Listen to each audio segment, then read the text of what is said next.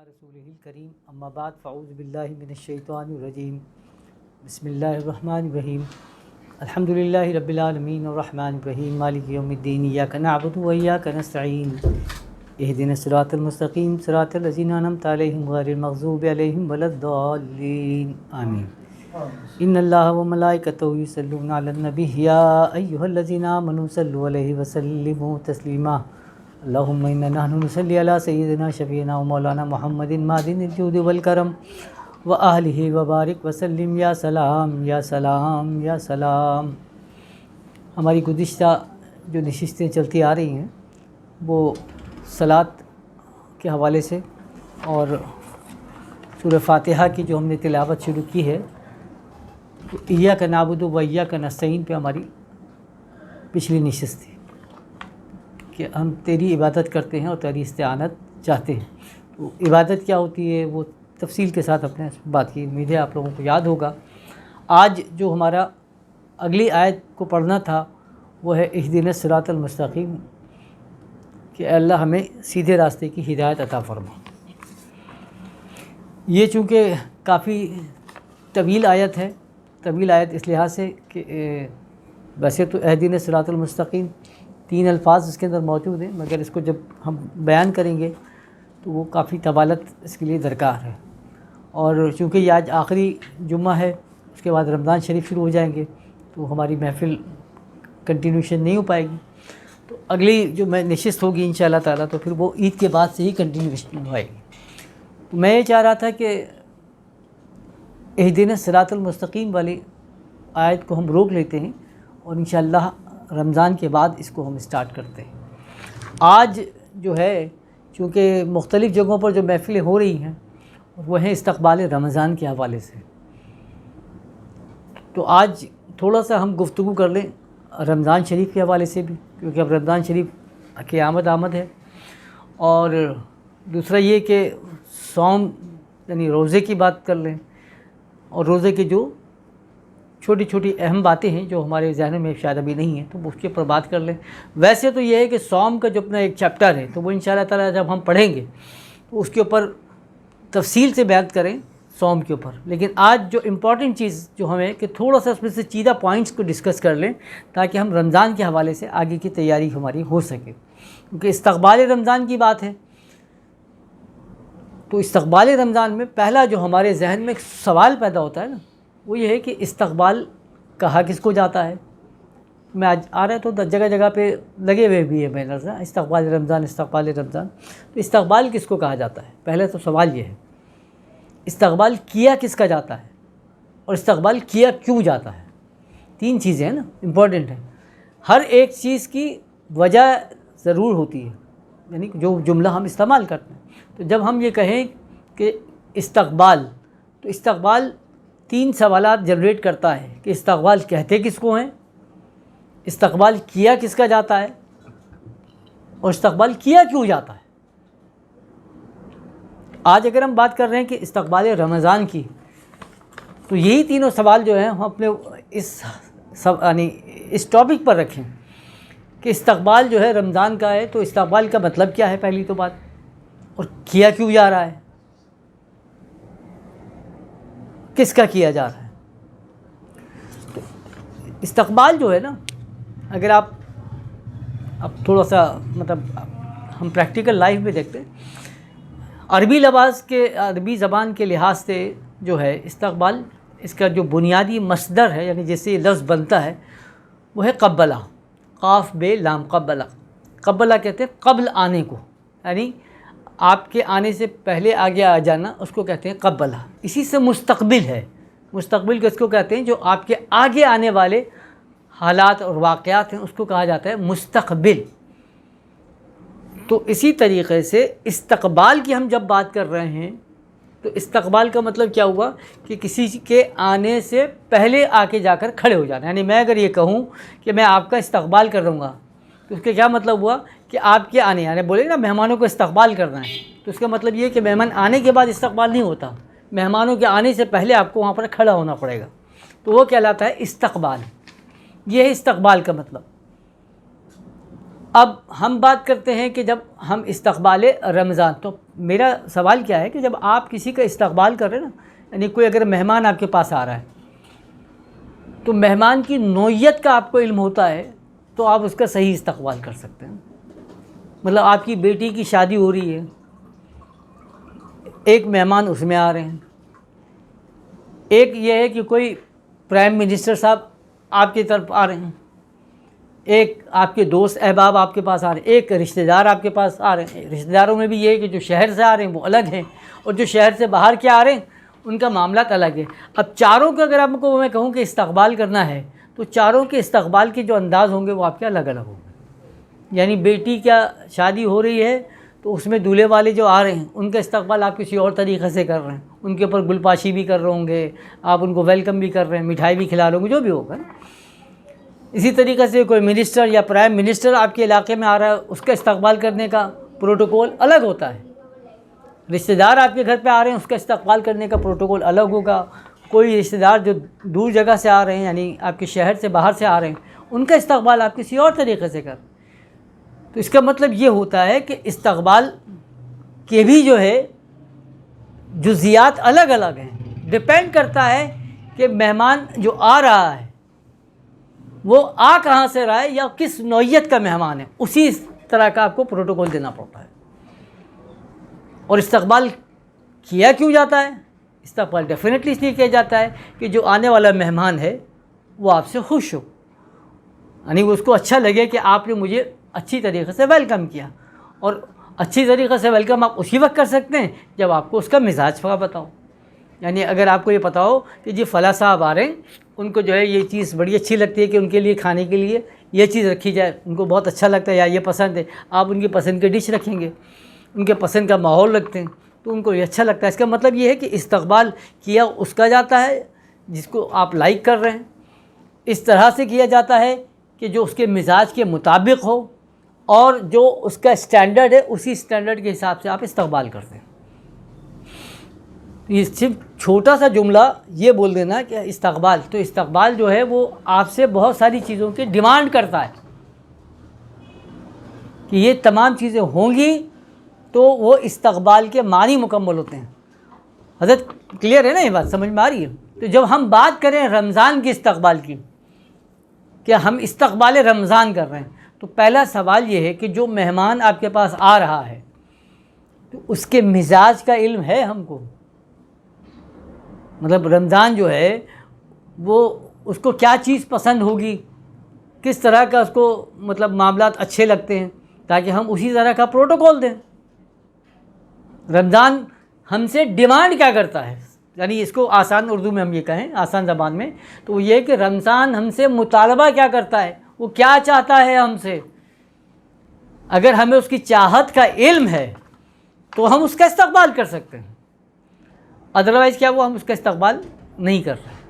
اب عمومی طور پہ جیسا میرے گھر میں ہوگا، آپ کے گھر میں، ہر جگہ پہ ہم بولتے ہیں نا رمضان آ رہا ہے، تو ہمارے گھر والے بولتے ہیں رمضان کا آ رہا ہے، رمضان کی تیاری کرنی. تو کیا کریں گے، ہم جاتے ہیں سپر مارکیٹ میں جائیں گے، چاٹ مسالہ خریدیں گے، چھولے خریدیں گے، بیسن خریدیں گے، ہے نا، چٹنیاں خرید لیں گے، کیچپ خرید لیں گے، یہ سب خرید لیتے ہیں. پھر شام میں جو ہے وہ فروٹ کی بھی خرید کے رکھ لیں گے. تو اچھا اب یہ سب چیزیں ہیں کہ کھجلا بھی لے لیا، پھینی بھی لے لیا، تو یہ ساری چیزیں جو ہے یہ آپ کے سحری اور افطاری کا معاملہ ہے نا. یہ جو تیاریاں آپ کر رہے ہیں، یہ جو استقبال کر رہے ہیں، وہ کس کا کر رہے ہیں؟ آپ اپنی سحری کا کر رہے ہیں اور آپ اپنی افطاری کا کر رہے ہیں. تو اس میں رمضان کہاں ہے؟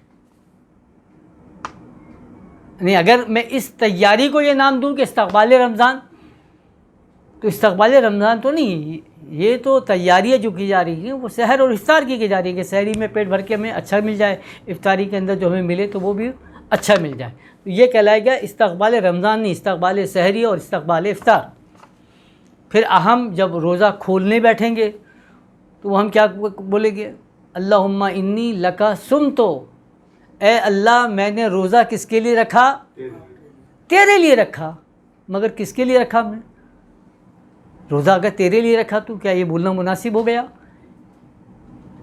کہ یہ تیرے لیے رکھا؟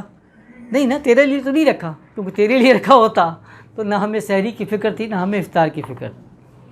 ہم نے روزہ اس لیے رکھا کہ ہمیں پتہ ہے کہ ہمیں روزہ رکھنا چونکہ ہم پر فرض ہے. وہی میں نے پہلے بھی جیسے کہا نا، نماز جب ہم پڑھتے ہیں اور یہ کہتے ہیں واسطے اللہ تعالیٰ کے، اگر اللہ کہے کہ نہیں بھی آج سے مسئلہ نہیں ہے، کوئی پڑھے گا تو اچھی بات ہے، نہیں پڑھا ہے تو کوئی گناہ نہیں ہے، تو پھر کتنے لوگ ہوں گے جو صرف اللہ کے واسطے نماز پڑھیں گے؟ تو وہ جو نماز پڑھیں تو وہ کہیں گے کہ ہاں تیرے واسطے، تو وہ سمجھ میں آئے گی بات. لیکن ہم جیسے لوگ اگر بولتا ہے اللہ تعالیٰ کہ آج معاف کر دیا، تو کتنے پڑھیں گے؟ مشکل ہے. اسی طریقے سے جو روزہ ہم نے رکھا، تو اگر اس میں یہ سحر کے انتظامات نہ ہوں یا یہ افطار کے انتظامات نہ ہوں کہ بھئی 2-3 قسم کے شربت بھی ہوں، فلاں ہوں، کھجور ہو، پکوڑ ہوں، یہ سب کچھ ہو، یہ نہ ہو.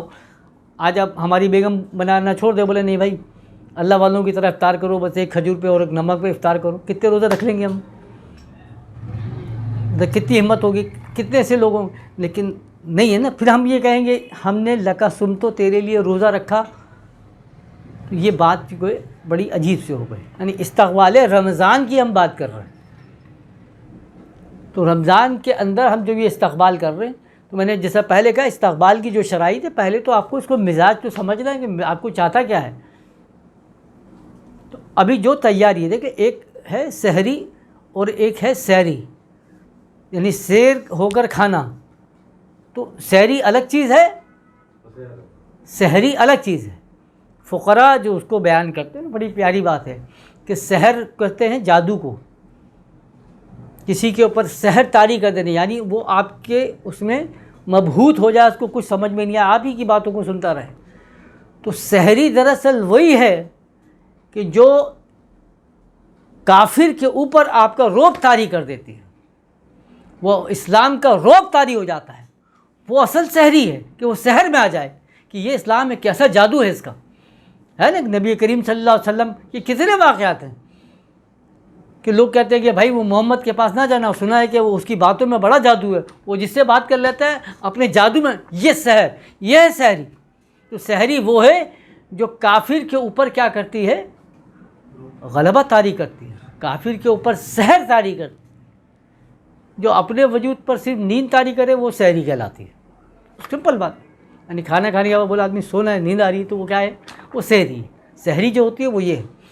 اسی لیے جب ہم روزہ رکھتے ہیں تو ہم کیا کہتے ہیں کہ وہ بھی صوم غد نویتو من شہر رمضان، کہ اے اللہ میں نے آنے والے روزے کی نیت کی. کل کا روزہ، تو کل کا روزہ. اب اس کے اوپر بڑے علماء صاحب جو ہے نا، کیونکہ اس کی وضاحت تو نہیں کریں گے، کہ وضاحت یہ فقیر ہی کر پاتے ہیں، فقراء ہی کرتے ہیں. اب وہ بیچارہ بولے گا تو سوال آ رہا ہے کہ یہ کل کا روزہ ہے، تو یہ کل کا روزہ تو آج کا ہے، لیکن لکھا جا رہا ہے کل کا روزہ، تو کیا کریں؟ تو وہ ایک مفتی صاحب انہوں نے کہا جی وہ یہ نیتی غلط ہے، اس کو نہیں پڑھنا چاہیے. دوسرا بولتا ہے کہ کل کے روزے سے مطلب یہ کہ فجر کے بعد دوسرا دن لگ جاتا ہے، اس لیے. ارے اسلام میں تو مغرب کے بعد دوسرا روزہ لگتا ہے، دوسرا دن لگتا ہے. تو آپ اس کی وضاحت تو کریں کہ وبی صوم غد نویتو من شہر رمضان، کہ کل کے روزے کی آپ نیت کر رہے ہیں، آج کے روزے کی نیت تھوڑی ہے. تو آج جو کر رہے ہیں پھر وہ کیا ہے؟ تو میں نے پہلے کہا نا، جب تک آپ رمضان کی آپ اس کو نہیں سمجھیں گے کہ وہ چاہتا کیا ہے، تو کیسے کرو گے آپ استقبال رمضان؟ اسی طریقے سے جب ہم افطار کرتے ہیں اور کہتے ہیں اللہم انی لکا صمتو، کہ میں نے تیرے لیے روزہ رکھا، وہ بھی کہا آمنتو، اور تجھ پر ایمان لے کر آیا، وعلیک توکلت، اور تجھ پہ میں نے بھروسہ کیا. تو جب میں نے روزہ ہی اللہ کے لیے رکھا تو پھر ایمان کا معاملہ کہاں سے آ گیا؟ ایمان تھا جبھی تو رکھا ہے نا روزہ اللہ پہ. لیکن آپ پہلے کیا بولتے ہیں؟ نہیں، اللہم انی لکا صمتو، اے اللہ میں نے تیرے لیے روزہ رکھا، وبک آمنتو، اور ایمان کیا ہوا؟ میں تیرے ساتھ لے کر آیا. پہلے روزہ ہے بعد میں ایمان ہے. لیکن ہماری پریکٹیکل میں جو ہے پہلے ایمان ہے بعد میں روزہ ہے. عجیب معاملہ ہے نا. پھر جب ہم یہ بات کرتے ہیں کہ شہر رمضان الذی انزل فیہ القرآن، کہ رمضان وہ مہینہ ہے جس میں قرآن کا نزول ہوا، جبکہ تاریخ میں آپ کو پتہ ہے کہ جو 23 سال کا عرصہ گزرا ہے اس میں قرآن کریم کا نزول ہوا. کہ اللہ فرماتا ہے انا انزلناہ فی لیلۃ القدر، میں نے قرآن کو جو نازل کیا کس میں کیا؟ قدر کے مہینے میں نازل کیا، یعنی قدر کی رات میں نازل کیا. شب قدر جس کو کہا گیا، شب قدر میں نازل کیا گیا. تو 3 مختلف باتیں ہو گئی نا. ایک بات یہ ہو گئی قرآن کے حساب سے کہ رمضان کے مہینے میں قرآن کا نزول، پھر قرآن ہی کہتا ہے کہ شب قدر میں نزول، اور تاریخ اور حدیث یہ بتاتی ہے کہ 23 سال میں قرآن کا نزول۔ تو اس کی توجیہات کیا ہے؟ کہ وہ توجیہات یہ ہے کہ قرآن تو ایک ہی رات میں نازل ہوا، لیکن وہ لوح محفوظ پہ آ گیا، پھر وہاں سے آہستہ آہستہ آہستہ جو ہے وہ 23 سال میں نبی کریم صلی اللہ علیہ وسلم پر نازل ہوتا رہا۔ چلو یہ بھی صحیح ہے، تو پھر وہ شہر رمضان کا کیا کریں کہ رمضان کے مہینے میں نازل ہوا؟ تو کہ نہیں، رمضان کے مہینے میں تو وہ کیونکہ شب قدر جو ہے وہ رمضان کے مہینے میں آتی ہے۔ ارے بھائی، رمضان کا مہینے کا مطلب ہے پورا رمضان کا مہینہ، اور شب قدر کا مطلب ہے صرف شب قدر۔ تو یہ توجیہات پیش کر کے اصل جو حقائق ہیں اگر ہم ان کو بیان کرنے کی کوشش کریں تو اسلام جو ہے وہ ہمارے لیے اور بہت ساری راہیں کھولتا ہے۔ سیدنا امام جعفر صادق رضی اللہ تعالیٰ فرماتے ہیں کہ اللہ تعالیٰ نے ہم پر روزے اس لیے فرض کی کہ اللہ ہم میں سے امیر اور غریب، یعنی غنی اور فقیر کا فرق ختم کر دے، یعنی غنی اور فقیر کا فرق ختم کر، جس کو اللہ نے فرمایا کہ روزے کے اجر جو ہے وہ میں دیتا ہوں، ہر چیز کا اجر ہے، لیکن روزے کا اجر کیا ہے؟ اللہ فرماتا ہے میں خود ہوں۔ اسی روزے کو عربی زبان میں کیا کہا گیا؟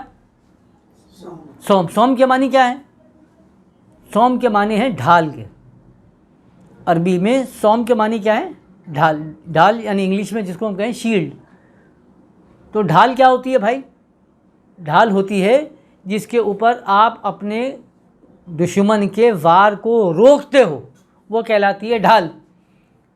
اب آج کے زمانے میں آپ سے بولوں کہ بھائی دشمن کا حملہ ہونا ہے یا دشمن آپ سے حملہ کرے گا، آپ اپنے ساتھ ڈھال لے کر جائیں، تو اب آپ آج کے دور میں اگر ڈھال لے کے جائیں کہ وہی تلواروں کی جو ڈھال تھی تو آپ کہلائیں گے بے وقوف، کیونکہ اب وہ تلواروں کا زمانہ نہیں رہا، اب ہے بندوقوں کا زمانہ، گولیوں کا زمانہ۔ اب آپ بولو کہ نہیں بھائی بلٹ پروف جیکٹ جو ہوگی وہ آج کی ڈھال ہے۔ اس کا مطلب یہ ہے کہ جب آپ ڈھال کی بات کر رہے ہو تو آپ کو دشمن کے اٹیک کا آئیڈیا ہونا چاہیے کہ دشمن کے پاس ہتھیار کون سے ہوں گے، تاکہ آپ اسی حساب کی شیلڈ پہنیں، اسی حساب کی ڈھال لے کر جائیں۔ تو اللہ فرماتا ہے کہ سوم جو ہے وہ اللہ نے تمہارے لیے کیا کیا؟ سوم دیا۔ سوم کیا ہے؟ وہ ڈھال ہے۔ ڈھال جو ہے وہ دشمن کے وار کو روکتی ہے۔ تو آج اب ہم سوم رکھتے ہیں، روزہ رکھتے ہیں، کیا ہم کو معلوم ہے کہ اب ہم پر کون سا دشمن اٹیک کرنے والا ہے اس روزے کی وجہ سے، یا کون سا ایسا حملہ ہونا ہے جس کی تیاری اللہ تعالیٰ 30 دن آپ سے کروا رہا ہے تاکہ آپ پر دشمن کا وار جو ہے وہ بیکار ہو جائے، جس کو سوم کہا گیا، ڈھال ہے۔ تو یہ $1,000,000 کوشچنز ہے جو ریز ہوتے ہیں کہ بھائی سوم کا مطلب ہے ڈھال، ڈھال کا مطلب ہوتا ہے کسی دشمن، تو کس دشمن سے آپ کی جنگ ہونے والی ہے؟ کس سے اللہ تعالیٰ آپ کی مطلب تربیت کروانا چاہ رہا ہے، روکنا چاہ رہا ہے کہ بھائی اس کے حملے کو روک لو اپنے آپ پر، میں آپ کو تربیت کروا رہا ہوں؟ تو ہے کہ ہمارے پاس جواب نہیں، اس لیے کہ ہم نے سمجھا کہ روزہ، اب آپ بولتے ہیں کہ جو روزہ میں کیا ہوا، وہ اصل میں شیطان کے خلاف جنگ کرتا ہے، تو شیطان کے خلاف جو ہے نا وہ شیطان کے وار سے روکنے کے لیے یہ اس لیے سوم کہا گیا، اسی لیے ڈھال کیا گیا۔ اور رمضان میں جو ہے وہ شیطان شریف جو ہیں وہ کیا ہو جاتے ہیں، ان کو اللہ تعالیٰ قید کر دیتا ہے۔ تو جب اللہ تعالیٰ شیطان کو رمضان میں قید کر دیتا ہے، پھر سوال یہی ہے وہ صرف جو شیطان جو قید ہوتا ہے وہ مسلمانوں کو شیطان قید ہوتا ہے نا، غیر مسلموں کو جو شیطان ہے وہ تو آزاد گھومتا رہتا ہے، یا ان کا بھی قید ہو جاتا ہے بھائی؟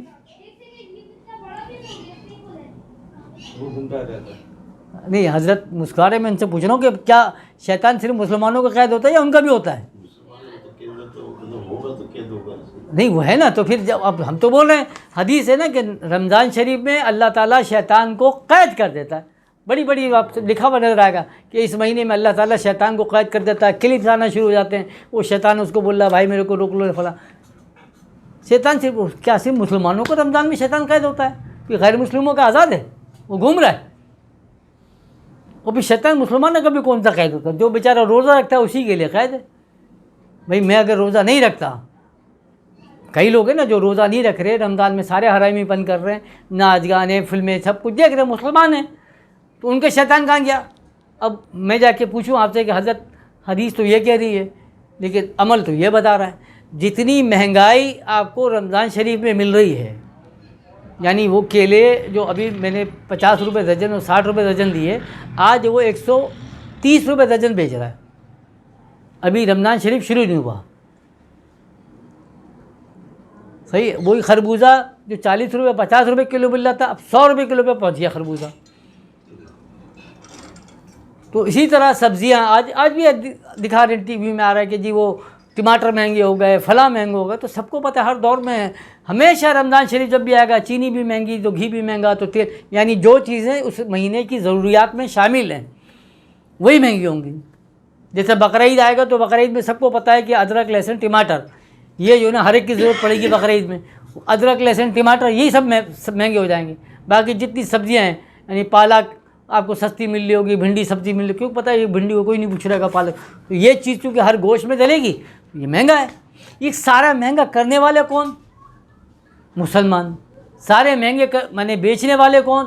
مسلمان. وہی مسلمان جو سارا دن یہ مہنگا بیچے گا وہ پھر بولے گا یار نماز کا ٹائم ہو رہا ہے، نماز نہیں قضا ہو جائے فوراً بھاگوں گا میں نماز کے لیے. وہ نماز بھی ماشاءاللہ بڑے اہتمام کے ساتھ پڑھ رہا ہے. پھر آگے بول رہا ہے کہ رمضان میں شیطان قید ہو جاتا ہے. ابے کہاں سے ہو جاتا ہے بھائی قید؟ کس کا قید ہوا؟ کس کا قید ہوا شیطان؟ حدیث غلط نہیں ہے. نبی کریم صلی اللہ علیہ وسلم نے جو فرما دیا وہ فائنل ہو گئی، اتھارٹی ختم بات.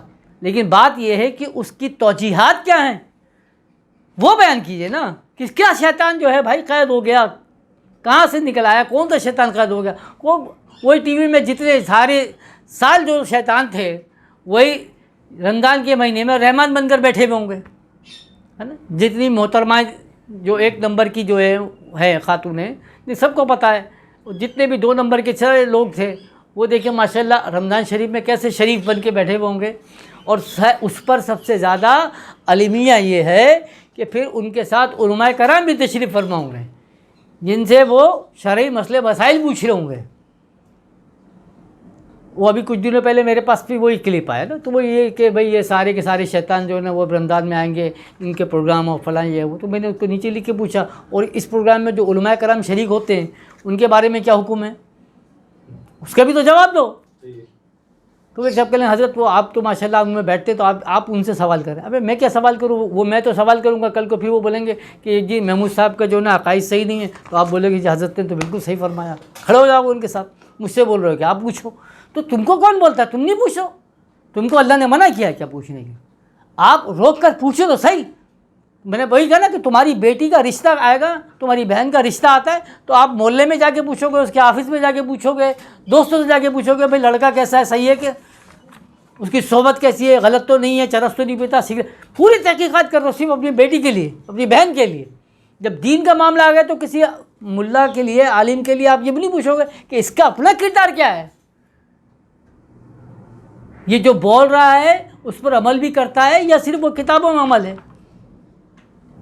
ابھی پرسوں ایک صاحب آئے، وہ ہمارے بینک کے کچھ مسئلے مسائل کے اوپر وہ بات ہی چل رہی، تو میں نے ان کو کہا کہ جی جناب فلاں مفتی صاحب اور فلاں مفتی صاحب رسالے کے سب کہہ رہے ارے حضرت آپ کو ان کا پتہ؟ بولا ان کا بھانجا بھی، ان کا بیٹا بھی، ان کا داماد بھی سب فلاں بینک کا چیئرمین ہے، کوئی فلاں بینک کا پریزیڈنٹ کون ہے، اتنے بڑے مفتی صاحب ہے، نام لینا ضروری نہیں ہے. وہی والی بات ہے کہ اسلامی بینک آ رہی. تو یہ سارے مذاقات جو کس نے کر رہا ہے، یہ مسلمان کر رہا ہے. یہ ساری مہنگائی کے نام پر یعنی 2 نمبری کے جتنے بھی کاغذ آپ دیکھو مارکیٹ میں آپ کو امرود نہیں مل رہا. آپ کو امرود کیوں نہیں مل رہا؟ تو فروٹ والے تو بول رہے ہیں امرود کا، بولا بھی رمضان شریف آ رہا ہے انشاءاللہ آ جائے گا باہر. وہ سب اسٹور کیا ہوا ہے، سیب سارا اسٹور کیا ہوا ہے، کیلے آپ نے اسٹور کر کے رکھے ہوئے، سب چیزیں وہ ساری باہر نکل کر آئیں گی رمضان شریف میں آپ کے ساتھ ہوگا معاملہ. پھر آپ جو کھڑے ہو کے مولانا صاحب بھی بولیں گے جی اللہ تعالیٰ رمضان کے اندر جو ہے وہ شیطان کو قید کر دیتا ہے. تو مولانا صاحب جمعے کو خطبے میں کھڑے ہو کر آپ بتا تو دیتے ہو، لیکن بتاؤ تو صحیح کون سا والا شیطان قید ہوتا ہے. یہ وہ شیطان نہیں ہے جس کو بات سب سے بڑا شیطان جو ہے بڑے موذی کو مارا، نفس امارہ کو گر مارا. جو اہل اللہ کہتے ہیں کہ سب سے بڑا جو شیطان ہے وہ تمہارا نفس امارہ ہے. اگر آپ نے اس کو مار دیا تو سمجھو کہ سب سے بڑے دشمن کو آپ نے مارا. نبی کریم صلی اللہ علیہ وسلم نے فرمایا کہ ہر انسان کے خون کے قطرے کے ساتھ شیطان ہے. تو ام المومنین پوچھتی ہیں کہ یا رسول اللہ آپ کے ساتھ بھی ہے؟ صحابہ پوچھتے ہیں یا رسول اللہ آپ کے ساتھ بھی ہے؟ تو آپ نے کیا فرمایا؟ ہاں میرے ساتھ بھی ہے، لیکن کیا کیا میں نے اپنے شیطان کو مسلمان کر لیا. وہ میرا تابع ہو گیا، جو میں کہتا ہوں وہ میری بات مانتا ہے۔ تو بڑے موذی کو مارا، نفس امارہ کو گر مارا، آپ نے نفس امارہ کو مارا، آپ نے اس نفس کو ختم کیا، اس خواہشات کو ختم کیا نہیں کیا۔ پھر آپ کھڑو کہ جو ہے وہ خطبے میں بول دو یا بڑے بڑے الفاظ میں کر دو کہ جی رمضان میں شیطان کو قید کر دیا جاتا ہے۔ تو یہ عجیب بات ہوتی ہے جو ہماری سمجھ میں نہ آپ عوام کو مطمئن کر سکتے ہیں، نہ لوگوں کو اطمینان دلا سکتے ہیں اس سوال کا جواب کہ بھائی رمضان میں کون سا شیطان قید ہوتا ہے۔ تو میں نے پھر وہی کہا کہ جب آپ تیاری کر رہے ہیں سحری اور افطاری کی، اس کو آپ کہیں کہ یہ استقبال رمضان، تو یہی غلط ہوگی بات،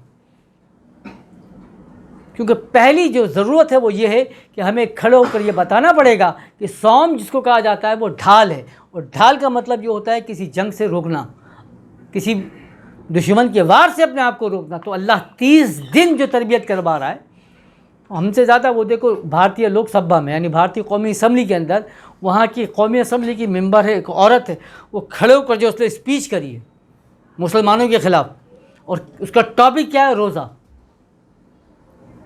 جس کے اوپر کھڑے ہو کے وہ پورے لوک سبھا کو کہتی ہے کہ جو دہشت گرد اور جو مجاہدین کی جو ٹریننگ کا جو سب سے امپورٹنٹ جو چیپٹر ہے وہ ان کا روزہ ہے۔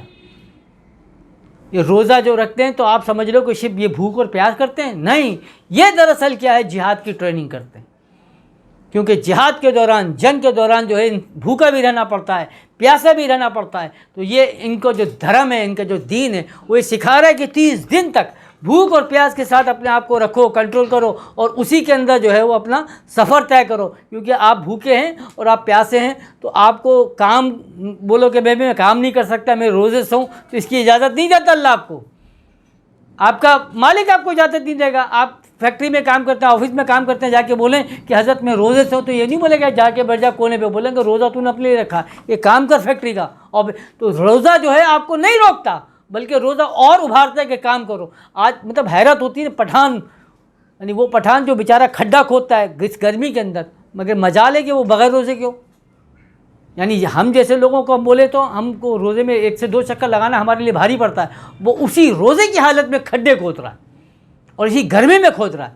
تو وہ لوک سبھا میں کھڑے ہو کر کیا کہتی ہے کہ یہ روزہ دراصل ان کی تربیت کرتا ہے، ان کو جہاد کی ٹریننگ دیتا ہے، اور جب یہ 30 دن اس تربیت کے مرحلے سے گزر جاتے ہیں، گویا وہ کمانڈوز کی ٹریننگ لے کر کھڑے ہو جاتے ہیں، اور اسی وجہ سے یہ سخت آتنکوادی بن جاتے ہیں، کیونکہ یہ کہیں پر بھی دہشت کرنے کے لیے پھیل جاتے ہیں۔ ان کو یہ اس بات کی فکر نہیں رہتی کہ بھائی کھانے کو نہیں ملے گا یا پینے کو نہیں ملے گا، بولتی ہے ہمارے فوجی جو ہیں ان کو تو کسی محاذ پہ بھیجو، تو سب سے پہلے تو ان کا راشن کا بندوبست کرنا پڑتا ہے، کیونکہ ان کی ٹریننگ نہیں ہے۔ مگر ان کی کیا ہے، ان کی ٹریننگ ہوتی ہے، سال میں جو ہے 30 دن کی ٹریننگ ہر سال ہوتی ہے ان کی، اس کے بعد جو ہے وہ بیچ میں جو نفلی روزے رکھواتے ہیں وہ الگ ٹریننگ ہے ان کی۔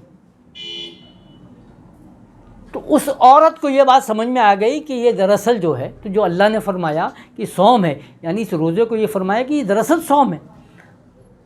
اب دیکھو عجیب بات ہے، قرآن کریم میں اللہ فرماتا ہے کتب علیکم الصیام، کہ اللہ نے تم پر روزے رکھے ہیں، فرض کیے ہیں، کما کتب علی الذین من قبلکم، جیسے تم سے پہلے لوگوں پر رکھے گئے تھے، لعلکم تتقون، تاکہ تم متقی بن جاؤ۔ اب ہم سے پہلے لوگوں پر جو روزے رکھے گئے، یعنی ہم سے پہلے قوموں پہ جو رکھے گئے، تو ہندو بھی روزہ رکھتے، عیسائی بھی یہودی بھی روزہ، ہر کوئی روزہ رکھتا ہے، لیکن آپ جا کر ان کی روزے کس طرح سے ہوتے ہیں یا ان کی شرائط کیا ہے، تو ہر ایک کی الگ الگ شرائط ہے، ہر ایک کا الگ الگ، کہیں پر یہ کھا سکتے ہیں، کہیں پہ وہ پی سکتے ہیں، کہیں پر 3 دن جو ہے وہ بغیر کھائے پیے روزہ رکھ رہے ہیں، الگ الگ ہے نا۔ مگر اسلام نے ایک عدل کا نظام دیا کہ صبح سے شام تک اللہ بولتا ہے کہ کھاؤ پیو یہاں تک کہ سفید دھاری سیاہ دھاری سے الگ ہو جائے۔ سورہ بقرہ اللہ تعالیٰ کے فرمان، کھاؤ پیو یہاں تک کہ سیاہ دھاری سفید دھاری سے الگ ہو جائے۔ تو اب اس کی جو وضاحت ہے نا، تشریحات میں پڑھیں گے تو کیا ہے کہ جب شفق پھوٹتی ہے، یعنی جو صبح سحر کا ٹائم ہونے لگتا ہے، فجر کا وقت ہوتا ہے، تو آپ جا کر آسمان پہ دیکھیں گے نا، تو آسمان پہ پوری رات گھوپ اندھیرا ہوتا ہے۔ اب یہاں تو محسوس نہیں ہوگا شہر میں، جب آپ سبب ایریاز میں جائیں، دیہاتوں میں، تو آپ دیکھیں گے پورا اندھیرا ہوتا ہے، پھر جب صبح کے ٹائم پہ ہلکی سی سفید لکیر آنا شروع ہوتی ہے آسمان پر، تو وہ اس بات کا اعلان ہوتا ہے کہ اب صبح ہو گئی ہے، تو وہ کہلاتی ہے سیاہ دھاری اور سفید دھاری دونوں الگ ہو۔ تو اللہ فرماتا ہے کہ کھاؤ پیو یہاں تک کہ سیاہ دھاری سفید دھاری سے الگ ہو جائے. جب سیاہ دھاری اور سفید دھاری کا فرق سمجھ میں آ جائے تو آپ پر کھانا پینا کیا ہو گیا؟ حرام ہو گیا. یہ آپ کا یہاں سے روزہ اسٹارٹ ہوتا ہے. پریکٹیکل میں جب آپ اسلام میں لے کر آتے ہو اس کو، کہ جس کی پریکٹس اللہ کراتا ہے، کہ آپ کو ایک فارمولہ دیا کہ اگر آپ مجاہد ہیں، اگر آپ دین کے لیے کچھ کرنا چاہتے ہیں، تو جب آپ کو سیاہ اور سفید کا فرق پتہ چل جائے تو پھر کیا ہوا؟ آپ پر کھانا حرام ہو گیا. جب آپ کو پتہ چل گیا کہ یہاں پر موسیٰ کون ہے اور فرعون کون ہے، جب آپ کو پتہ چل جائے کہ معاشرے میں حسین کون ہے اور یزید کون ہے، یعنی سیاہ اور سفید دھاری کا فرق پتہ چل جائے آپ کو، تو اللہ فرماتا ہے پھر کھانا روک دو. پھر ہر وہ چیز جو تم پر حلال ہے وہ بھی تم پر کیا ہو گئی؟ حرام ہو گئی. پھر ہر وہ چیز جو تم پر حلال ہے، جب تم نے دیکھا کہ سیاہ دھاری اور سفید دھاری پتہ چل گئی کہ سیاہ کیا ہے، سفید کیا ہے، غلط کون ہے، صحیح کون ہے، حق کیا ہے اور غلط کیا ہے، تو تم پر کیا ہوا؟ کھانا حرام ہو گیا. یہ فلسفہ ہے. یہ آپ کو درس دیتا ہے روزہ، کہ ایسا ہی نہیں کہ آپ نے بولا بس مجھے سحر کا ٹائم ہو گیا کھا کے. ابھی یہ تو آج کے تمہارے پیٹ کے لکھا ہے نا، تو اللہ کو تمہارے پیٹ سے کیا دلچسپی ہے بھائی؟ تمہارے بھوکے اور پیاسے رہنے سے اللہ کو کیا دلچسپی؟ اللہ تمہاری تربیت کر رہا ہے. وہ کہتا ہے کہ جب تم دیکھو کہ سیاہ دھاری سفید دھاری الگ ہو گئی تو تم، یہی صحابہ کرام کا حال ہوا نا.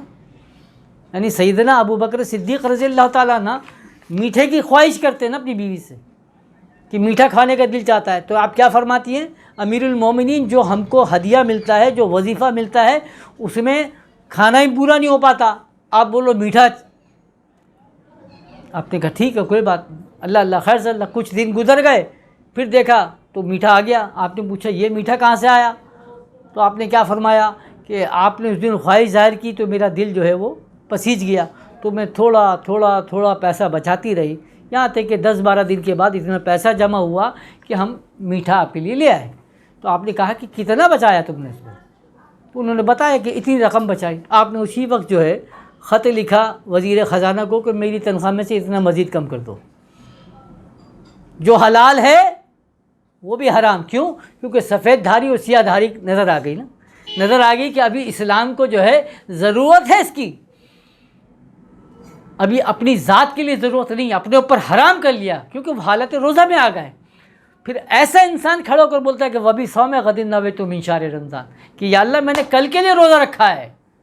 یہ بھوک اور پیاس تو ہر کوئی کر لیتا ہے. آج ایک کسی جاتے ہو 20 لوگ آپ کو وہ ملتے ہیں جنہوں نے صبح سے کھانا نہیں کھایا ہوا، جن کو کھانے کو کھانا نہیں دیا، پانی کو پینے کو پانی نہیں ملا، وہ بھی شام تک بھوکا بیٹھا ہوا ہے. آپ بولو کہ یہ جو ہے وہ حالت روزہ میں، یا آپ میں روزہ رکھ لیں، مانی بھوکے رہ گئے اور شام تک کھڑے ہوئے بولے ہم حالت روزہ میں. تم حالت بھوک اور پیاس میں ہو، میں حالت تو بھوک اور پیاس میں ہوں. ایک رسم کے طور پر ہم نے رکھ تو لیا، لیکن کیا اس کی روح کے ساتھ رکھ لیا؟ کیا ہم یہ سمجھے کہ روزہ ہم سے چاہتا کیا ہے؟ یا روزہ جو ہمارے لیے ڈھال ہے، ہم کس کی تربیت کر رہے ہیں، کس جنگ کی تیاری کریں؟ صحابہ کرام رضوان اللہ تعالیٰ علیہ مجمعین، جیسا میں نے لاسٹ ٹائم شب برات میں پڑھا کہ جب تحویل قبلہ کا حکم ہوا سب خوش ہوئے، تو پھر کیا ہوا؟ فوراً رمضان شریف آیا نا، تو اللہ نے کیا کیا؟ 15 دن، صرف 15 دن تربیت فرمائی ہے روزے کی نا. تو 16ویں دن سے کیا ہوتا؟ وہ غزوہ بدر کا معاملہ شروع ہو گیا. 17 رمضان کو پہلا غزوہ ہوتا ہے، غزوہ بدر 17 رمضان کو اندر. آج کی بات کرتا ہوں میں. آج آپ ان حالات میں جاؤ بدر کے مقام پر اور اس گرمی کے مقام پر، صرف چل کے دکھا دو مجھے، صرف چل کے دکھا دو آپ، تو وہ حالت روزہ میں ہے.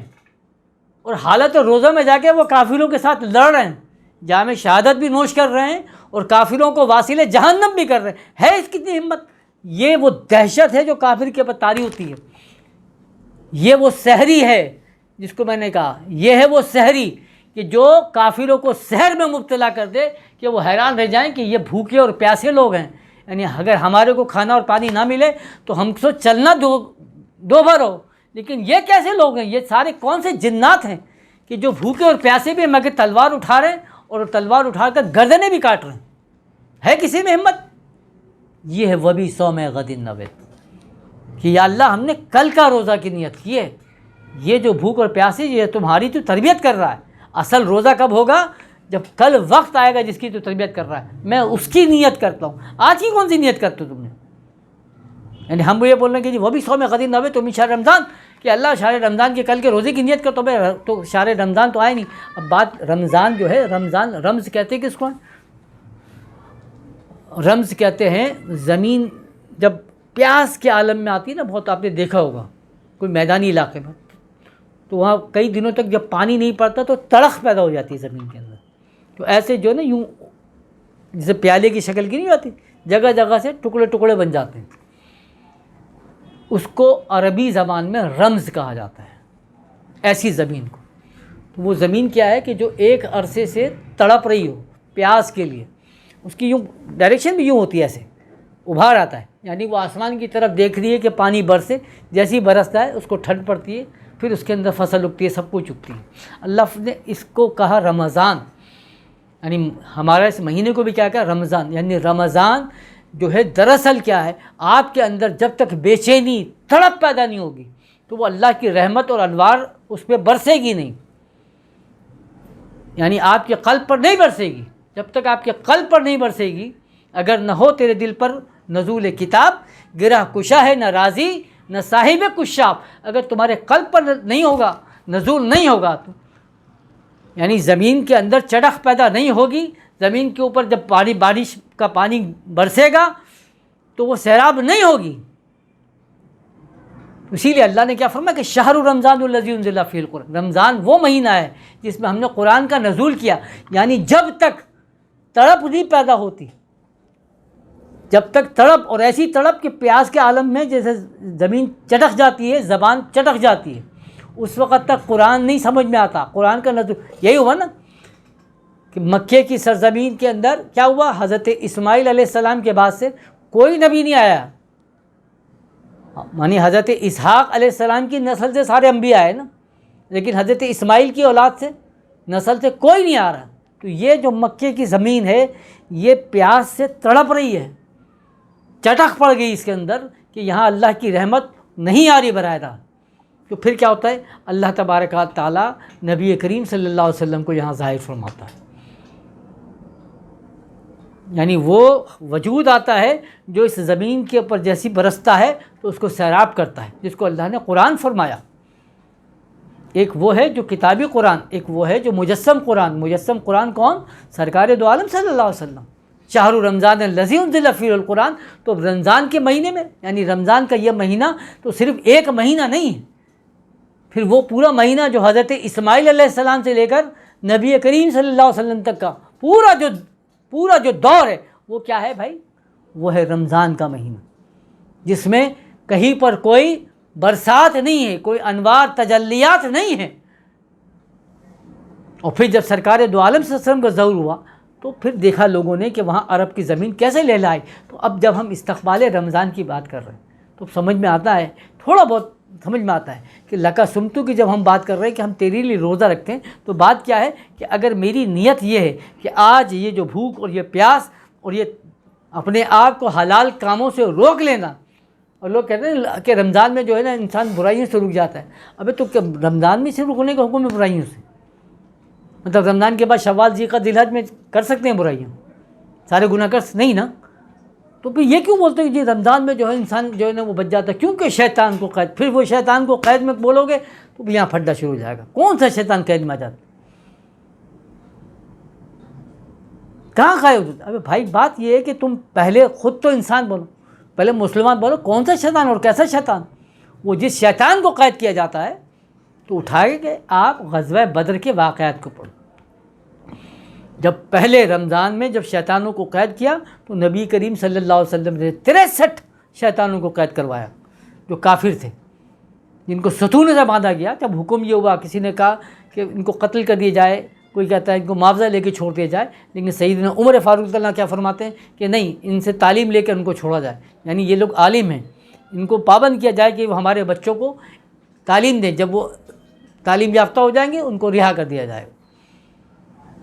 تو ایسے قید کیا جاتا ہے شیطانوں کو. وہ کر کے دکھایا صحابہ کرام نے. آپ یہاں پہ بیٹھ گئے کہ ہو گیا قید تو ہو گیا قید، وہ نہیں ہوتا، وہ اور زیادہ ہو جاتا ہے آزاد بھی ہو جاتا ہے، فرسٹ کلاس ہو جاتا ہے۔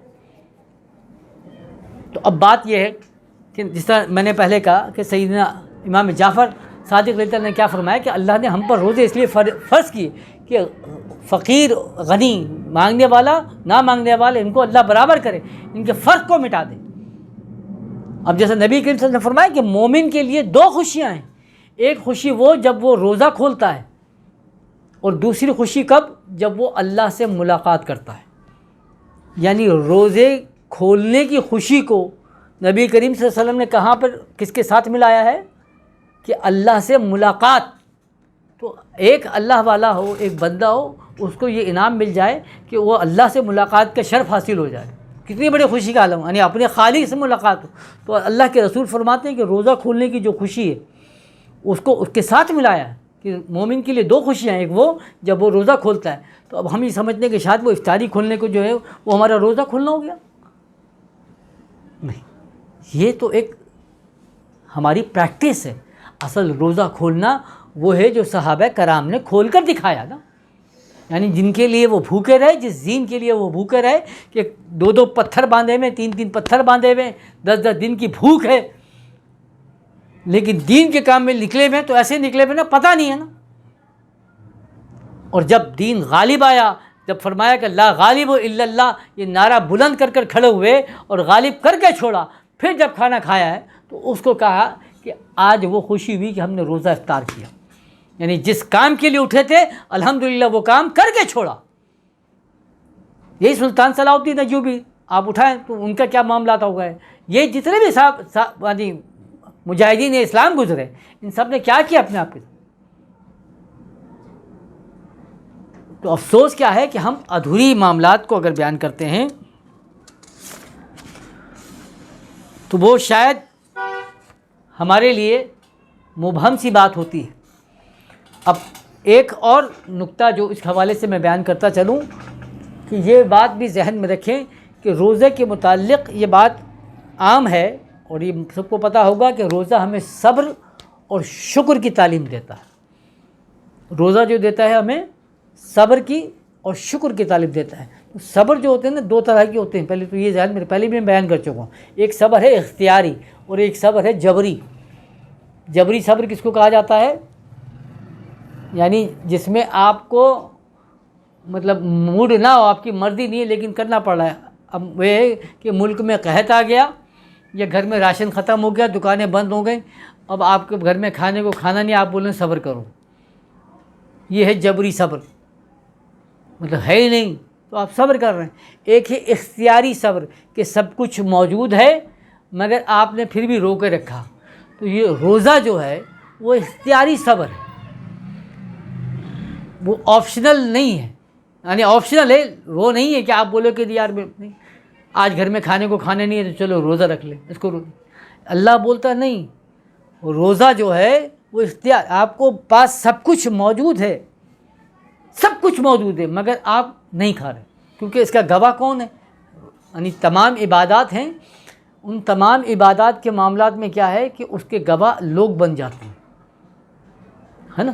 آپ نماز ادا کرتے ہیں تو 10 لوگ دیکھیں گے، کہیں گے یہ فلاں صاحب نمازی ہیں۔ زکوٰۃ ادا کریں گے تو سب کو پتہ چلتا ہے کہ فلاں صاحب زکوٰۃ، آپ حج کرتے ہیں تو پتہ چلتا ہے کہ آپ حاجی ہیں، سب کو پتہ چل جائے۔ لیکن روزہ آپ نے رکھا تو کسی کو یہ نہیں پتہ کہ آپ نے روزہ رکھا ہے کہ نہیں رکھا۔ ابھی میں کہوں کہ میں روزے سے ہوں، آپ کو کیا پتہ ہے، میں وہاں جا کے کھاتا ہوں، تو روزے کا گواہ جو ہے وہ صرف اور صرف کون ہوتا ہے؟ اللہ تبارک و تعالیٰ ہے، صرف اللہ تبارک و تعالیٰ۔ تو یہ جو آپ جبر کر رہے ہیں کہ حلال کے ساتھ آپ کو روک دیتا اللہ تعالیٰ، یہ کیا ہے؟ یہ صبر جو ہے یہ اختیاری صبر ہے جس کی بڑی ویلیو ہے۔ اسی لیے جب آپ شکر کرتے ہیں تو آپ کو یہ کہہ دیں کہ روزہ آپ کو صبر سکھاتا ہے۔ تو جب یہ صبر کا مطلب آ گیا تو اس کا مطلب یہ ہے کہ مجبوری کے حالات میں جو صبر کرنا یہ وہ روزے سے نہیں آتا، یہ روزے کا کمال نہیں ہے کہ آپ کے گھر میں کچھ ہے نہیں یا کوئی پریشانی آ گئی تو ہم بولے صبر کریں اور یہ صبر جو ہے مجھے روزے سے آیا غلط ہو جائے گا۔ روزے کا جو صبر ہے وہ تو یہ ہے کہ موجود تو سب ہو مگر اپنے اوپر حرام۔ حضرت امام حنبل رحمۃ اللہ علیہ، یعنی آپ کا بھی ایک واقعہ میں پیش کر دوں کہ ان کا بیٹے جو ہیں وہ گورنمنٹ کی جاب کرتے تھے، اور آپ نے احتیاط کری کہ گورنمنٹ کا جو جاب کرتا ہے اس کے گھر کا مال نہیں کھاتے تھے، کیونکہ بادشاہ جو تھا ظاہری بات ہے اس کے معاملات الگ تھے، غلط تھے، لوگوں کے حقوق غصب کر رہا تھا، بیت المال پہ قبضہ ہو گیا. تو جب پتہ چل گیا بیٹا کا، تو بیٹے کے گھر کا کھانا نہیں کھاتے تھے. ایک مصر کے گورنر تھے. ہاں مصر کے گورنر تھے نا ان کے بیٹے. تو اب وہ ایک دفعہ کیا ہوا کہ ان کو مچھلی چونکہ بہت پسند تھی، تو انہوں نے کیا کیا ان کے بیٹے نے کہ بھئی ابا ہمارے گھر تو آتے نہیں کھانے کے لیے کیونکہ میں گورنمنٹ کا ہوں. تو انہوں نے کیا کیا وہ مچھلی روٹی وغیرہ روغنی نان وہ بنا کر بھجوائے. کن کو؟ حضرت امام حنبل رحمۃ اللہ علیہ کے پاس، کہ اب میں والد صاحب گھر تو نہیں آئیں گے، احتیاط کرتے ہیں. تو اب انہوں نے بنوا کر بھجوا دیا. اب جب دستر لگا سامنے روغنی نان آئے، آپ نے پوچھا یہ روغنی نان ماشاءاللہ یہ کہاں سے آئے؟ کیونکہ ہمارے تو معاملات ایسے نہیں ہیں. آج تو دیکھو نا، آج ہمارے معمولی سے مفتی بھی ہو تو ماشاءاللہ پراڈو میں گھومتا ہے. اور یہ کیسے لوگ تھے جن کی یعنی جن کی آپ ساتھ تعلق کی بنیاد پر آپ کا مسلک بنا ہوا ہے. امام ابو حنیفہ، یعنی آپ کہتے ہیں یہ ہم الحمدللہ حنفی مسلک ہے. اب امام ابو حنیفہ کا کیا حال تھا جن کو چیف جسٹس بنانے کے لیے ریکویسٹ کی جا رہی کہ آپ چیف جسٹس بن جائیں. آپ بولتے ہیں نہیں بننا، تو بولتا بن جاؤ، بولتا نہیں بننا، نہیں بنتے ہو تو بولا پھر قید میں ڈال دو. کوڑے مارے گئے، مر گئے. کسی کو زہر کا پیالہ دے دیا گیا، بولا زہر پیو جاؤ مر جاؤ. یعنی یہ آفرز دی جا رہی ہیں کہ آپ چیف جسٹس بن جائیں، نہیں مان رہے. اور پھر ان کا یہ عالم تھا کہ گھروں میں، کہ ایسا تو نہیں تھا نا کہ اگر اس وقت بھی کھڑے ہو کے بولتے گھر میں میرے کو کھانا چاہیے، راشن چاہیے، تو لاکھوں مرید تھے نا آپ کے، وہ تو انبار کے انبار لگا دیتے. تو میں کہہ رہا ہوں اس دور کے یعنی لوگ، یعنی جن کے آپ علم کی بنیاد پر مفتی بنتے ہیں، وہ پراڈو میں گھوم رہے ہوتے ہیں. یعنی ان کے پاس ماشاءاللہ مرغن اور سب کچھ ہوتا ہے، اور وہ بیچارے جو ہے وہ ایسی قسمہ پوسی کے عالم میں بظاہر تھے. تو یہ امام حنبل کا معاملہ کہ جب دسترخوان پہ تو کچھ معاملات ایسے نہیں تھا، وہی سوکھا رکھا سکھا.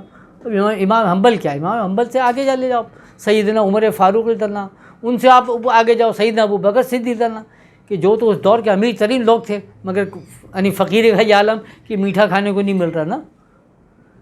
تو امام حنبل پوچھتے ہیں اپنی اہلیہ سے کہ بھئی یہ روغنی نان کہاں سے آئے؟ تو انہوں نے فرمایا کہ حضرت آپ تو جاتے نہیں ہیں بیٹے کے گھر پہ، بیٹا بہت خواہش رکھتا ہے کہ میں باپ کی کچھ خدمت کروں. تو اس نے کیا کیا، اپنے گھر سے جو ہے نا وہ روغنی نان بنوا کر بھجوائے آپ کی خدمت. تو آپ ناراض ہوئے، کہنے کہ جب میں نے کہا تھا کہ میں اس کے گھر کا نہیں کھا سکتا، تقوی کا معاملہ ہے، نہیں کھا سکتا کیونکہ وہ گورنمنٹ کی جاب کر رہا ہے. اب کتنے انصافی غلط ہے نا. تو آپ نے کیا کیا کہ بھائی اس کو جو ہے نا آپ میرے پاس سے ہٹا دو، میں نہیں کھاؤں گا. ہٹوا دیا انہوں نے، کھانا وانا کھایا، چل دیا. کچھ دنوں کے بعد خیال آیا کہ بھائی وہ جو روغنی نان میں نے تو منع کر دیا تھا، تو تم نے کیا کیا؟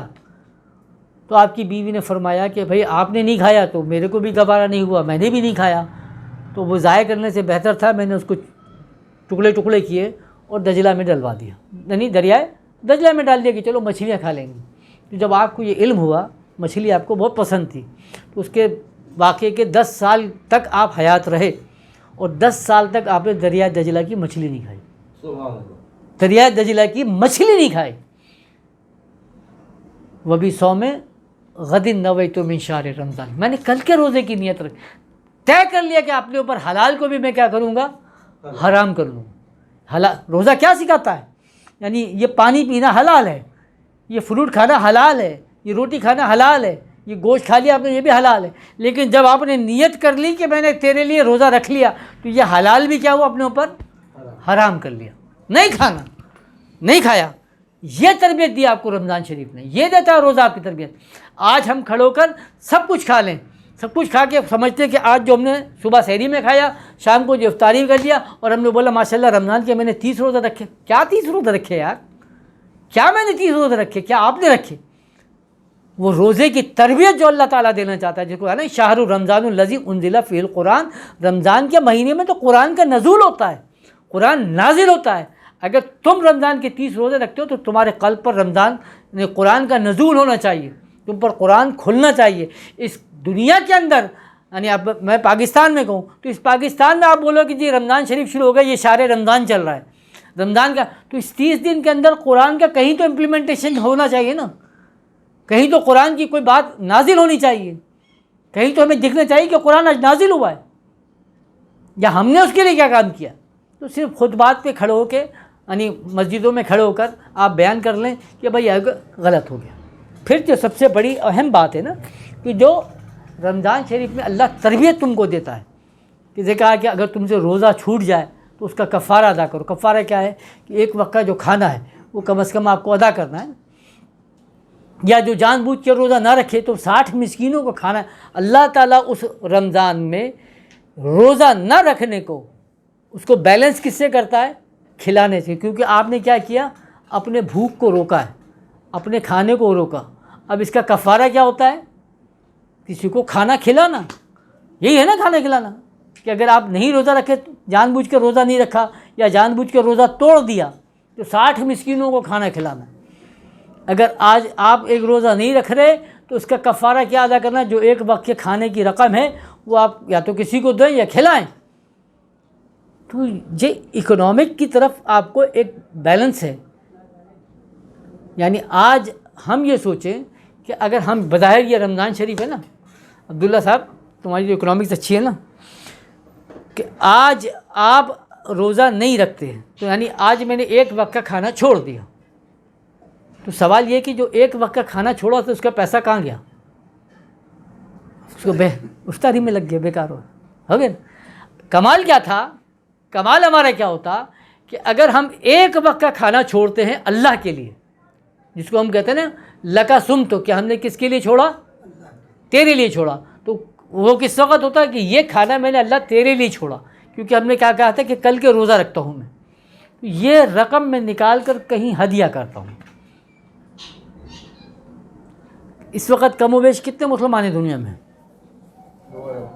2 ارب مسلمان. ٹھیک ہے, 2 ارب میں سے روزے دار کتنے ہوں گے؟ ایک اندازہ لگا لیں. 1 ارب تو ہوں گے نا کم از کم, آدھا نصف لگا لیں. 1 ارب مسلمان ایسے ہوں گے جو روزہ دار ہیں, یعنی جو روزہ رکھتے ہیں. اب 1 ارب آدمی, یعنی ایک وقت کا کھانے کی میں رقم لگاؤں 50 روپے, 100 روپے لگا لیں. آج اب جو مہنگائی ہے نا 100 روپے کا اسٹینڈرڈ لگا لیں. تو 1 ارب آدمی اگر 100 روپے نکالتا ہے تو چلو 1 ارب آدمی میں سے صاحب حیثیت اتنے نہیں ہوئے کہ نکال سکیں. 50 کروڑ تو ہوں گے جو نکال سکتے ہیں پیسہ, کہ میں نے آج ایک وقت کا کھانا نہیں کھایا تو جو ایک وقت کے کھانے کی میری رقم بنتی ہے وہ میں نکال دوں, کسی غریب کے نام پر نکال دوں, کسی اللہ کے نام پر نکال دوں کہ یا اللہ آج میں نے کھانا نہیں کھایا, میں نے تیرے لیے روزہ رکھا, تو اب یہ جو کھانا کھانا تھا وہ پیسے کہاں گئے؟ وہ میں نے اٹھا کے کسی کو دے دیے.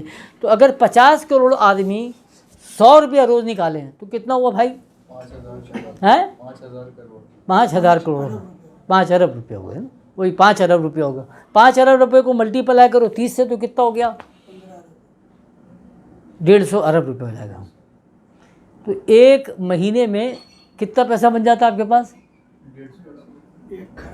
1 خرب 50 ارب یہ بنتا ہے. اگر یہ واقعی اسی سٹائل کے اندر ہم روزہ رکھتے تو آج مطلب کوئی مسلمان گھرانے میں کوئی بھوکا سوئے گا؟ نہیں سوئے گا. پھر وہ مسلمان جب بولے گا کہ لکا سم, تو کہ یا اللہ میں نے تیرے لیے روزہ رکھا, تو اس کو بولنے میں بھی اچھا لگے کہ ہاں میں نے واقعی تیرے لیے روزہ رکھا, کیونکہ جو میں نے اپنی بھوک تھی اس کو کیا کیا, مٹا دیا تیرے ہی بندے کے لیے, اس کا نکال دیا. یہ اگر اجتماعیت کی طرف ہم جائیں, اس کو کنسولیڈیٹ کریں اور ایک ہمارے پاس فارم ہو کہ بولے جو ہے نا کہ یہ تو جو بھکاری بنانے کے لیے بٹھائے ہوئے ہیں جو آپ لوگوں نے, یہ روڈوں کے اوپر بیٹھے ہوئے نا, سیلانی کیا, JDC کیا, تو فلاں کیا, وہ ابھی دیکھو رمضان شریف شروع نہیں ہوتا, میں نے کہا نا شیطان بولتے ہیں قید ہو جاتا ہے, یہاں تو شیطان آزاد ہوتا ہے. ایسے ایسے لوگوں کے میسیج آ ہوتے ہیں کہ جی اپنی زکوٰۃ ہمیں دیا کریں. ابے کون ہو تم؟ ہم نے تو آج تک دیکھا نہیں, لیکن آ رہا ہے ان کا میسیج. وہ روڈوں پہ دسترخوان بچھا کے بول رہے ہیں کہ ان کو بھکاری بنا رہے ہیں, لوگوں کو زکوٰۃ کے نام پر بھیک مانگ رہے ہیں سب.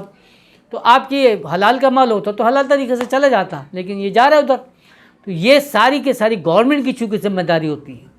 تو اگر آپ یہ فنڈ قائم کرتے کہ بھائی آپ روزہ اللہ کے لیے اگر رکھتے ہو تو ایک وقت کی اگر تم نے بھوک ماری ہے تو وہ ایک وقت کا پیسہ اس میں ڈالو, تو آج ہمارے پاس فنڈ میں مطلب اگر 1 کروڑ پاکستان کا بل نکال لو, میں 1 کروڑ پاکستانی اگر نکال رہا ہے اور 100 روپے کے حساب سے نکالو تو روز کے آپ کے بن جاتے ہیں 1 ارب روپیہ بن جاتا ہے. کتنے بن جاتے ہیں؟ 1 crore multi ply by 100 100 crore बन गया, 1 अरब रुपया बन गया, तो यानी 30 महीने में 30 अरब रुपये पाकिस्तान में सिर्फ जो है वो रमज़ान फ़ंड के अंदर जमा हो सकते हैं। ये 30 अरब आप मुस्लिम वेलफेयर एसोसिएशन के तौर पर आप लगा सकते थे। इसीलिए इमाम जाफ़र ने क्या फरमाया कि अल्लाह ने रमज़ान रोज़े हम पर इसीलिए रखें ताकि गनी का और फ़कीर का फ़र्क अल्लाह मिटा दे, कि ना कोई भूखा सोने वाला ना मिला। तो किया ना, साहबा कराम ने ऐसा करके दिखाया, अपनी भूख को मारा, लेकिन बैतुल माल को मजबूत करके दिखाया, नहीं मिला कोई वहाँ पर भूखा सोने वाला। आज ये दुनिया कर रही है, आज बोरी भी ऐसा कर रहे हैं, आगा खानी भी ऐसा करते हैं, कादियानी भी ये कर रहे हैं, आप दूसरों को गाली। लेकिन ये क्या है, जो नाम निहाद मुसलमान बन के बैठे हुए ना, जो आपको बरेलवी कहेंगे, देवबंदी कहेंगे, अहले कहेंगे, फला, वो माशाल्लाह सब ज़कात वकात खा के डकार लेके निकल गए। बाकी क्या हुआ, लोगों को तरगीब भी दी हुई है कि जी ज़कात जो है ना रमज़ान शरीफ में देनी चाहिए, वो आज तक समझ में नहीं आया। आप ज़कात रमज़ान शरीफ में क्यों देनी चाहिए भाई, जब बाकी महीने में नहीं दें? क्या करें? मैं हूँ, अब मैं नियत कर लेता हूँ कि जी ज़कात में दूंगा, रमज़ान शरीफ में दूंगा, 12 महीने की जो है पूरी कैलकुलेशन करके मैं बैठा हुआ हूँ, और रमज़ान से 2 दिन पहले मर गया। अब वो जो ज़कात मेरे पे ड्यू थी उसका क्या हुआ, किसके खाते में गई? तो आप जिस महीने में कमाते हो उसी महीने में खाते हो, तो उसी महीने में लगा भी दो। भाई आज जनवरी की तनख्वाह मुझे जनवरी में मिल गई, यानी जो मैंने जनवरी में काम किया फरवरी में मुझे जब तनख्वाह मिल गई, अब मैं फरवरी में वो जनवरी के पैसे खर्च कर रहा हूँ, तो भाई तुम अल्लाह को भी ये देना चाह रहे हो, फरवरी में दे दो ना, अल्लाह पे उधार चला रहे हो, अल्लाह पे उधार चला रहे हो। यानी वो अल्लाह के फरिश्ते आगे बोल रहे हैं भाई वो ज़कात बोले इंशाल्लाह रमज़ान में आपका हिसाब क्लियर करता हूँ मैं आपका। यही हो रहा है ना भाई, वो जब भी आ रहा है वो बोल रहा भाई हमारे हिसाब दो, क्या हुआ यार ज़कात क्या करे, वो इंशाल्लाह रमज़ान में आपका हिसाब किताब पूरा करो। और रमज़ान में आप निकल गए, रमज़ान से पहले निकल गए, तो बीवी बोली हमें तो पता ही नहीं मरूम के ऊपर कितना कर्जा डालनी, खबर पे खड़ो के बच्चे बोल रहे हैं कि मरूम के ऊपर किसी का लेन देन हो तो हमें बता दो। अब फरिश्ते तो आगे बोलने लगे हमारा लेना है इससे, पूरे 11 महीने की ज़कात इसके ऊपर पड़ी हुई, जो उसने बोला था मैं 12वें महीने में देता हूँ, वो तो चला गया। अब कब्र में जो है बोलते हैं कि जब तक आपका कर्जा जो है वादा नहीं होगा तो उसकी मैयत के लिए मुश्किल आते। अबे तो तुमने दुनिया के कर्जे तो उतार दिए, जो अल्लाह का कर्जा था वो कौन उतारेगा? तो इसीलिए अहलुल्लाह ने कभी ये नहीं तरगीब देंगे कि आप जो है वो रमज़ान के महीने में ज़कात दो। अहलुल्लाह ने हमेशा कहा कि जिस वक़्त जो आया उसी वक्त अपना फ़ैसला करो, दे दो जो देना तुम्हें अल्लाह की राह। काहे को रमज़ान तक भूख छोड़ोगे? तो अल्लाह पे उधार चलाते हो, दुनियादारों को नक़द देते हो। तो ये तरगीब क्यों दी गई कि वो रमज़ान के महीने में, चूँकि ईद आती है तो ईद के महीने में मतलब हुआ है कि जो गरीबी है उसको मिल जाए। कितने गरीबों को मिलता है? 90% ज़कात तो ये तुम्हारे मौलवी ज़िम्मेदार जो है वो ले जाते हैं।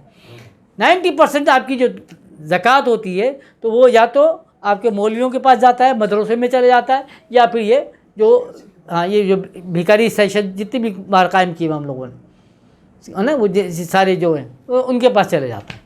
जो असल मुस्तहिक है, जिसको कुरान फरमाता है कि वो सफ़ेद पोश लोग जो तुमसे सवाल नहीं करते, तुम जब उनसे मिलते हो तो बज़ाहिर तुम्हें वो खुशहाल लगते हैं, लेकिन दर हकीकत क्या है वो पसमानदा है, मगर वो अपनी इज़्ज़त नफ्स की वजह से तुमसे सवाल नहीं करते, तुमसे लिपट कर नहीं मांगते। हाँ तो तुमसे लिपट के नहीं मांगते, मगर आप उनको नहीं देते, तो इसलिए कि आपको पता नहीं चलता। इसीलिए कुरान फरमाता है कि क़द अफ़लहल मोमिनून, कामयाब वो लोग हैं, कौन हैं?